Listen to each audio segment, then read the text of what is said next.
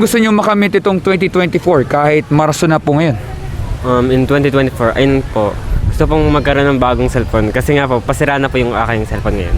Oh. Ilan taon na ba yung cellphone mo? Tanong lang. Mag 2 to 3 years po. I see.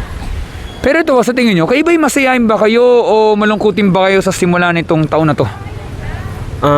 Masiyahin po kasi po, yung mga hindi ko po nararating dati, nakakamit ko na po ngayon. For example, naging with high honor po ako nung second quarter. I see. Oh, well, advance congratulations po sa inyo, no? Pero tanong ko lamang, sa tingin nyo ba, ano ba ang gusto nyo ba sa buhay ba? Ang may makakasama o gusto nyo mapag-isa? It depends po. Okay naman po yung sa mag-isa, basta yung stable naman po ako financially. Pero yung kung may makakasama man po ako pagtanda is maganda na po yun. Okay na po yun. I see. Pero sa tingin nyo kaya, bakit kaya isang tao po ay malungkot o malungkutin? Meron ba kayong idea? Ano kaya ang pinakamabigat na dahilan kaya? Siguro po ang isa po dun is yung mga problema po nila sa buhay. Hindi po nila nalalagpasan. Ganun. Pero sa tingin nyo kaya, dahil ba sa mga nangyayari sa paligid, sabi ng maraming tao, kaya daw isang tao ay malungkot o malungkutin eh dahil wala po silang pera. Hindi mo wala kayo ng dahilan daw? Opo. Minsan po, malungkot din po ako pag wala akong pera. Well, I understand. Siyempre naman kasi po, pag hindi mo mabibili ang gusto mo, kaya pangangailangan, ay talaga magiging malungkot talaga. Pero sa tingin nyo, dahil ba sa mga nagdaan ng mga pandemya at iba po sa paligid, sa tingin nyo nagbago na talaga ang buhay ng mga tao? Opo, madami pong nagbago. For example is hindi na po tayo ganun kasaya katulad nung dati. Parang may nagbago po. Okay, basta nagbago nga talaga. I understand. Sige, ito, may mga kanito na tanong, mabilisan po ito, pero sunod po ito, no? Tanong ko lamang, kayo po ba isang mabuting tao po? Okay lang po. Hindi naman po ako mabuting tao at hindi din naman po ako masamang tao. Yung tumutulong po ako pag may kailangan po. Ayun lang. Tanong ko lamang, paano hindi po masasabi ko isang tao po ay mabuti? Kapag po tinutulungan po nila yung ibang tao sa lahat ng kanilang makakaya. I see. Ito, may ba yung magbasa ng dictionary? Hindi po. Pero nag-search ka naman minsan kay Google pag di mo alam ang meaning. Okay. Bigyan ko kayo ng konting trivia o konting kalaman, no? Sabi kasi sa dictionary, para masabi na isang tao po ay mabuti o good, ito daw ay tinatawag na moral excellent o morally upright. Isipin ng moral daw, ugali muna sa tao sa kanyang sarili muna. Na dapat walang ginagawang masama, wala daw ginagawang krimen, at wala daw sasaktan na tao kahit sanggol. Pero tingnan natin po tumabilis sa tanong kung talagang tutugma. Kagaya nito, kay Buba ay nakapagsinungaling po sa tanan ng buhay niya po. Nakapag po? Nakapagsinungaling na ba kayo sa tanan ng buhay niyo po? Opo. Yun yung problema kasi ang una po matututo ng bata ay magsinungaling at lahat tagatay dito ay guilty. Pero ito po, kay Buba ay nakaranas na magnakaw ng isang gamit kahit po ni lapis, ballpen, barya, kahit ano pang halaga yan, malaki o maliit. Hindi po. Kahit sa internet, yung mga download ng free music pero totoo may bayad. Opo. So naranasan niya yan. Opo. Imagine mo kung matindi po yung batas na yan at andyan na yung police station, baka wala na po ata dito nagduduyan-duyan o nag-exercise. Lahat na tayo nag-exercise na sa kulungan na. Doon na po tayo lahat. Kasi imagine mo kahit isang piso isusumbong na, hindi na sa teacher, kung hindi sa police na. Kaya lahat talaga tayo dito kung tutusin ay guilty. Kaya daw isang tao nakapagnakaw ay dahil hindi yan sa presyo. Gusto nila isang bagay na walang kahirap-hirap, kaya nakapagnakaw. Yun nga lang, lahat talaga tayo dito ay guilty. Pero ito po, kay Buba ay nakaranas na magalit sa isang tao minsan? Magalit po? Oo. Opo. Nawawala ba stress natin pag tayo nagagalit o lalong tumitindi po? Minsan po kasi kapag nagagalit po tayo, nalalabas po natin yung nararamdaman natin. Kaya po nawawala po yung stress. Naintindihan ko naman, no? Pero ang problema kasi, syempre, pag tayo po magagalit, syempre masasaktan. Alam mo po tayong tatao, ngingiti pag tayo sinasaktan. Baka baliw na po yung tao at hindi niya na-express yung kanyang emosyon. As yung mahirap po dito, yung halimbawa, nag-exercise kayo kunwari, pag ganyan-ganyan, bigyan na lang kayo tutulakin na lang sa ere na lang, na walang kamali-malay. Yun yung mas delikado yun. Kasi isipin hindi nila ma-express yung emotion nila. Ika nga may tatawag na emotional instability, yung parang hindi normal. Yun nga lang, ang isang tao po hindi din kailangan manaksak, patayin o sampalin mo isang tao, suntukin.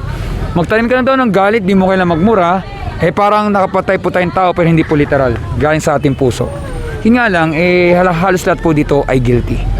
Pero ito po, sa tingin nyo, kayo ba ay naranasan nyo magamit ang salita ng Panginoon sa walang kabuluhan? Minsan pag kayo nagugulat, napapa-OM, alam nyo na po yun. Minsan po ako. Tanong ko lamang, mahal nyo ba nanay nyo? Opo. Okay. So halimbawa, nandito nga tayo sa Sampaloc Lake, no? Medyo mahangin, no? Wag naman pa sanang kunwari, sa pagpapalipas ng oras nyo, biglang napuwing ang mata nyo. Kunwari lamang kasi mahangin may mga lumilipad na mga tuyong dahon. Instead na pangalan ng nabanggit nyo, pangalan ng nanay nyo na may konting OM, ganon-ganon, wala namang kinalaman nanay mo sa pagkapuwi ng mata mo at wala naman siya dito. Okay na banggitin yung pangalan ng nanay nyo bilang panggulat lamang dito? I think hindi po. Hindi. Bakit po kaya? Kasi po, parang dinadama niyo po yung nanay niyo dun sa nangyari katulad dito, nangyari dito, ganun. Oo. Well, tama naman yun. Siyempre, kalokoy, magulang mo, nanay mo yun may respeto kayo. Sana, ganun din po sana yung mindset po natin kapag Panginoon. Hindi po pag ikaw nadapa, isisisa sa Panginoon. Pag kung natin nagulat, minura ng Panginoon. Kasi ang tawag kasi po doon ay blasphemy o pambabastos. Yun nga lang, talamak yan sa pelikula kapag kung na isang karakter, minura na kagad ang Panginoon, ang tindi. Yan ang dahilan kung ba't di naman manonood masyadong pelikula kasi nakakasakit sa tenga yung ganyan. Yun nga lang, naging kasanayan ng ibang tao yan, nabanggitin yan, pero in reality, mali po yun. Kasi ang Panginoon po ang naglikha ng magandang mundo, pero tayo lang gumagawa ng kapamakan. Yun nga lang, lahat talaga tayo dito ay guilty. Lilinawin ko po, hindi ko po inuhusgahan from the first place, ito ay para malaman kung tayo po isang mabuting tao. Sa tingin nyo kaya, kung tayo po mamamatay, hindi po ito pananakot, at haharap tayo sa judgment day sa Panginoon, kayo ba'y guilty o inosente po kayong tao? Siguro po guilty po. Kasi inamin ko naman po na hindi po ako perfectong tao at madami ako po akong nagagawang kasalanan. Pero tanong ko lamang, saan ka kayo pupunta? Tanong lang, sa langit ba o sa impyerno? Hindi po lupa? Hindi ko lang po kasi alam kung sa langit or sa impyerno. Pero hindi naman po ganun kabigat yung ginawa kong kasalanan para mapunta po ako sa impyerno. Okay. So, sige, bigyan ko kayo ng mabilis lang na halimbawa. Kunwari may isang kriminal, sabihin na lang natin, nagnakaw siyang pera sa bangko. So, wala siyang pinatay na tao. Nagnakaw lang siya ng pera. Nagkaroon nga lang ng mga skandal o alarma. Nauli siya ng pulis at po ang sasabihin ng kriminal sa judge. Judge, opo, guilty po ako. Pero teka muna po, baka naman di siguro kulungan. Sasabihin naman kasi, kailangan ko nakapagnakaw kasi kailangan ko lang ng pera. Kailangan mo napagnakaw kasi importante. Pero wala naman po pinatay na tao. Sinira ko lang naman po yung salamin ng bangko pero wala pong pinatay na tao. I don't think sa kulong pupunta. Pero sasabihin ng judge, kalokohan yan. Kasi kahit ano pang kaso yan, kahit ba yung pang-aasar mo na sa isang tao, pag na-offend, pwede siyang makulong. Kailangan niyang pagbayaran, kailangan pa rin siyang itapon sa kulungan. Tama po ba? Opo. Kasi nilabag mo na po yung batas Oo, yun. Yun nga, totoo yun. Kahit po yung pang-aasar o paninira puri, o hindi mo pinatay ang tao, pwede siya makulong. Kahit lang sabi mo 2 weeks lang siya sa kulungan, still nakulong. Yung pagnanakaw, kasabihin mong nagnakaw lang ng pera, kunwari, wala kang pinatay na tao, pero still may batas. Kailangan niyang pagbayaran. Pero ito kasi ang problema.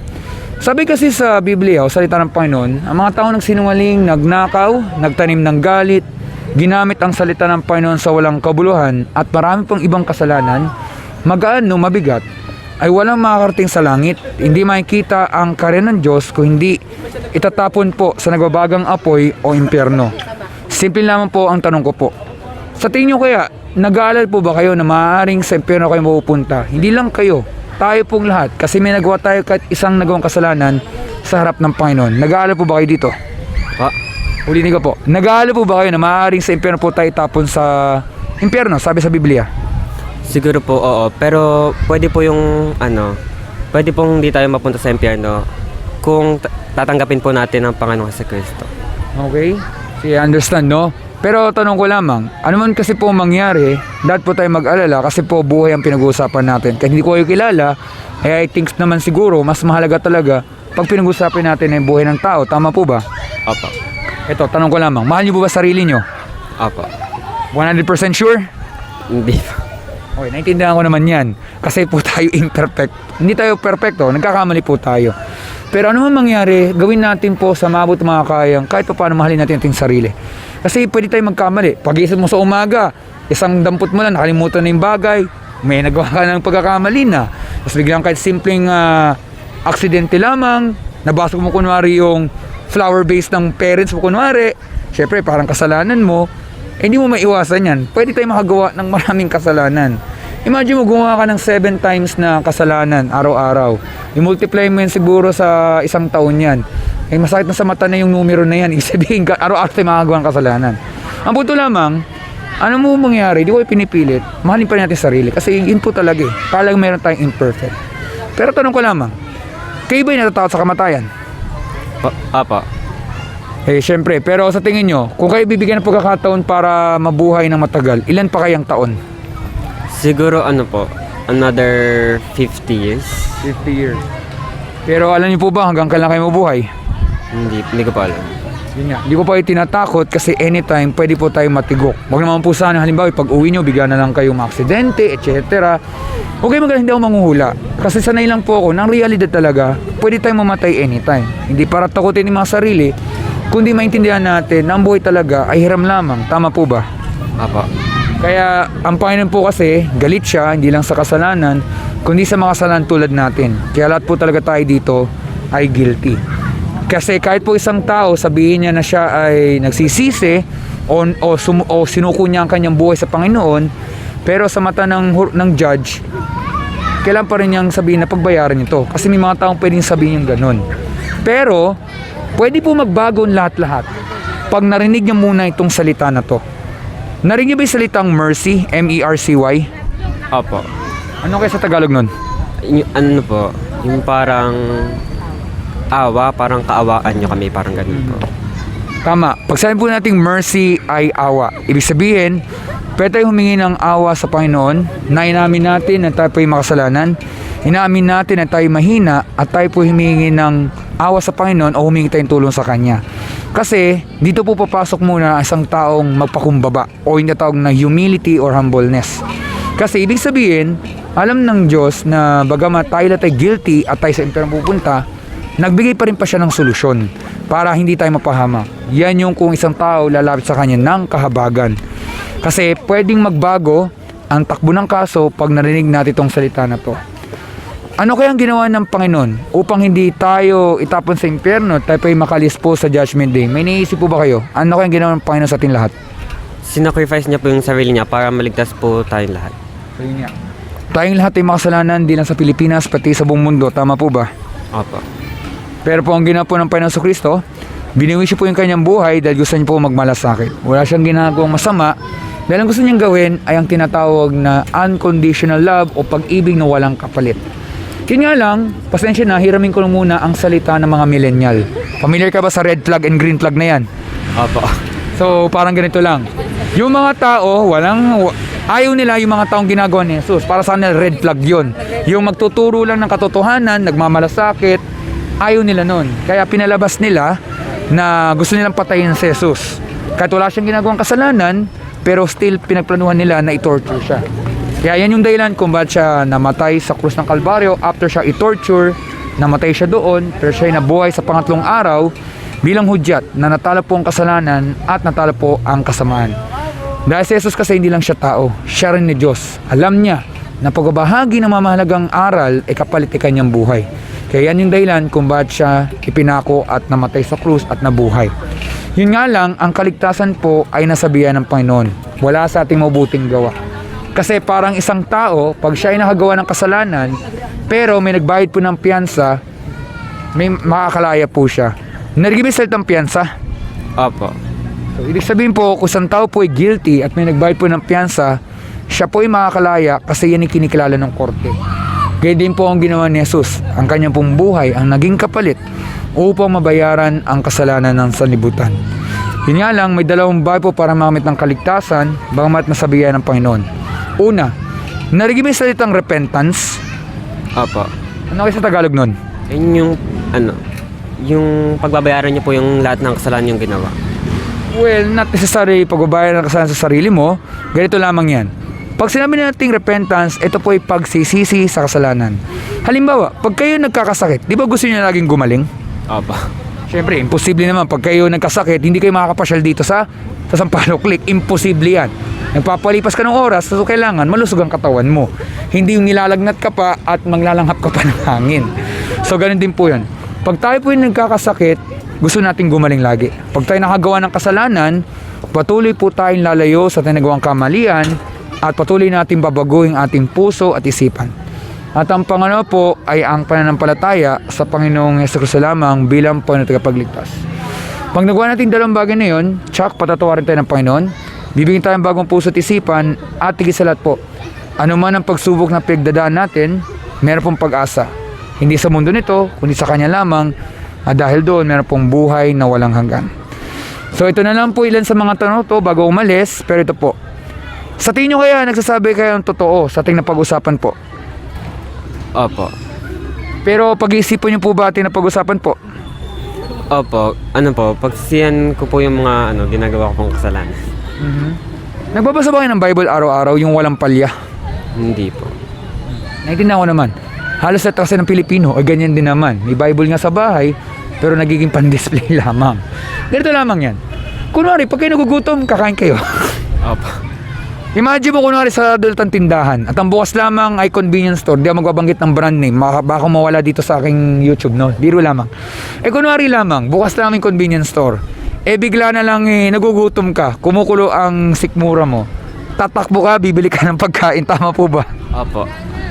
Sana ganun din ang mindset natin pag tayo magbabasa ng kanyang salita.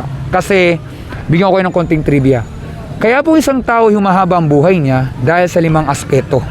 Una ay ang physical na katawan. Hindi nagkakasakit. Laging aktibo sa katawan niya. Social, dahil naghahanap siya ng mga marites o mga chismosa. Joke lamang. Isa may nakakausap. Yan ibig ko sabihin. Pangatlo, yung emotional, matino po ang kanyang emotion. Hindi siya nade-depress, hindi siya nababaliw. Pang-apat, mental. Matino po ang utak, hindi nababaliw din. At ang pang-5 po ay ang spiritual. Pananampalataya sa Panginoon. Kasi po, kapag isang tao nagawa niya 5 na yan, i-assure ko sa inyo, pwedeng humaba ang buhay nyo. Kasi yan po yung napatunay ng siyensya yan. Lalo na sa Amerika. Marami pong mga tao na kinumpleto yung ganyan, medyo humaba ang buhay nila. Kumpara sa mga taong napapabayaan nila. Hindi po siya rocket science. Yun po ang nangyayari na yan. Ang punto lamang, sana po mabasa natin ng kanyang salitang Bible kasi yan yung gabay natin para hindi tayo mapahamak. Kasi ang kalabong po natin sa paligid ay actually hindi po tao. Tukso sa paligid at kasalanan. Kaya lahat po tayo ay malapitin sa pagkakamali. Masakit nga dito sa Biblia, walang sino man ang mabuti kahit isa. Hindi lang kayo mabuti, pati hindi ako mabuti, lahat tayo ay palpak. Ibig sabihin, automatic, impyerno po talaga tayong lahat-lahat. Pero, dahil sa mabuting balita mula sa Panginoon, marami naman po maliligtas. Pero hindi po binanggit ang mga pangalan nun. Dito papasok na pag isang tao nagsisi sa kasalanan at nanampalataya sa Panginoong Hesus lamang bilang Panginoon tagapagligtas, sila'y maliligtas dahil yun sa biyaya ng Panginoon. Hindi sa kanilang mabubuting gawa. At dahil doon, meron pong buhay na walang hanggan. Maraming salamat po sa munting oras. Meron ba yung katanungan po? Wala naman po. Maraming salamat po at mag-ingat po kayo. God bless po. Thank you po. God bless din po.